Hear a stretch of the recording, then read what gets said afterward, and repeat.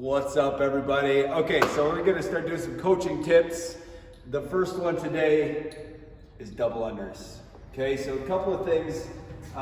You'll see what we have set up here. I want to talk about the basics of the basics, right? So when we're talking about double unders, we're talking about 2 revolutions with the jump rope per 1 jump, right? So our hand speed has to be a little faster than our foot speed, right? And so as we jump without that thing, coach.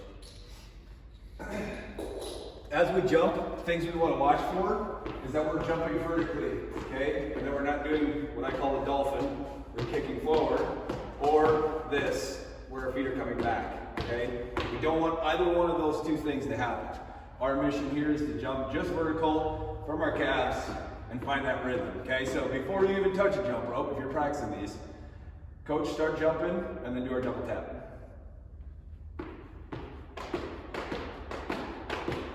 Double tap as we're in the air, okay, is our mission.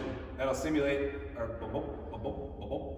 And if you're like me, I like to keep a little like noise. So when I learned how to do these, I was like da da da da da da da da to keep me on rhythm. That's up to you though. And so this is one little drill you can do if you're just practicing these, learning how to do that fast hands.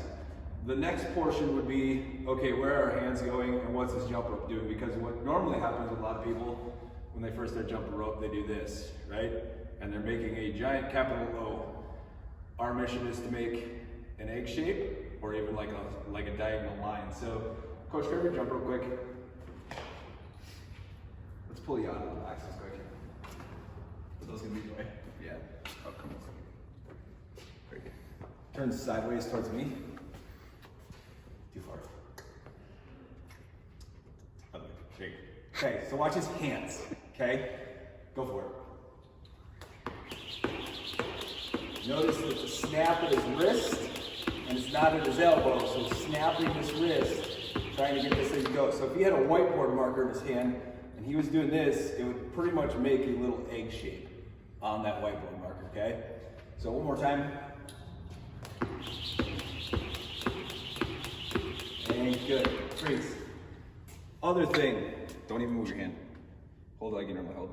Look at one thing. See how he's holding onto that jump rope? Some people like to grab hold of that whole thing, and you don't really have to do that.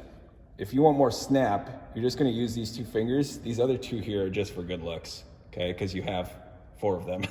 So thumb and pointer finger are the 2 that you're gonna use the most. I think most of us coaches tend to go back to the outside of the handle to help get a little bit more snap. So if you're sucked up too high up here, sometimes it's hard to get that snap in the jump rope. If you slide your hands down a little bit more, it's a little bit easier to keep that rhythm and keep that egg shape going with your handle, okay?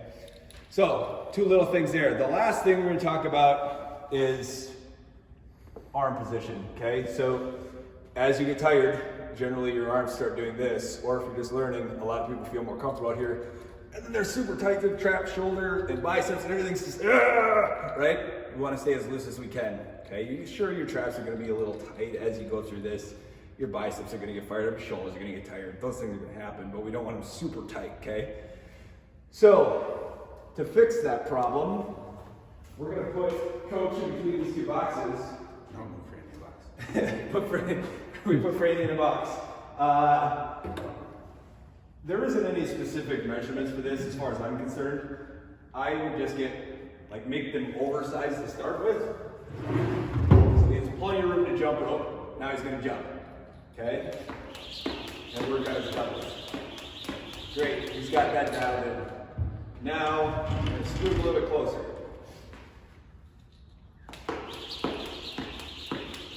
Great, feeling good there. Now you're gonna practice in these positions a lot longer than he's doing it. We're fast forwarding, basically. Scoot him in even more. Until you don't feel comfortable, then you can pull them back just a little bit, okay? And that's where I want you to practice at in these positions, because this is gonna help keep you from doing this as you get tired, and just keep you in this good rhythm, this good position as you're doing these, okay? The last thing I want to talk about is would be like the transition from singles up to doubles with the jump rope speed. Okay, do you remember running man? Oh yeah. Okay, so These are something we used to do quite a bit in the gym, and I think if you're working on them at home, this is a pretty good time for you to use this and implement this, is just to figure out that rope speed, okay? So this is what I'm talking about. We call them the running man. Oh, I forgot. Been a bit. They're not easy to do. Basically, you want to make sure that your knee is coming up and full, okay? And so this is going to keep that jump rope speed of a double under for the most part, but you don't actually have to do the 2 laps per one jump. So transitioning from a single to a running man and then working on your double unders, know that the footwork is going to be different in all 3. However, the rope speed picks up as we go, okay? And so that might be something that gets you a little bit more comfortable with that faster jump rope and just making sure your feet are moving simultaneously with your hands. So with dubs, would you rather focus more on the speed of spinning the rope or more focused on like the rhythm? Like, because a lot of people try to kind of come in and they think they have to go super fast. I'm a rhythm guy. Right. Rhythm. Yeah. Feel the rhythm. Feel the rhythm. You have to have, because you're, it's pat your head, rub your tummy, right? Your hands are moving faster than your feet. And so you have to figure out the rhythm, the speed between us getting the revolutions of two ropes and the slower feet, because your feet aren't going to be moving as fast as your hands. But it's not all about jump rope speed. You can do double unders slow, you can do double unders fast. You kind of want to find that sweet spot in between where you can consistently keep them, right? So watch, for any of them slow, which is harder because he's got to jump higher, and then he's going to just pick up speed as we go. Reset. All right, there you go. I did triple under. It's really hard to do, but you can go from, you know, this slower jump to a faster jump, and then you bring back down slower. Like there's a lot of different phases. You kind of want to find that sweet spot, I think, in the middle with a medium pace, because that's where you're going to be able to rip out 100 at a time or 50 at a time without fatiguing everything out. The faster you go, the harder it is. The slower the go, the higher you got to jump.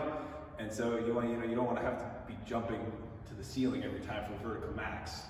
You want, or vice versa. You don't want to be so fast that everything's tensed up, tight, tiring you out. So find that nice rhythm right in the middle, and let's stay there. Sweet. These are your coaching tips for your dubs. Whoop, whoop. Love it. Learn it.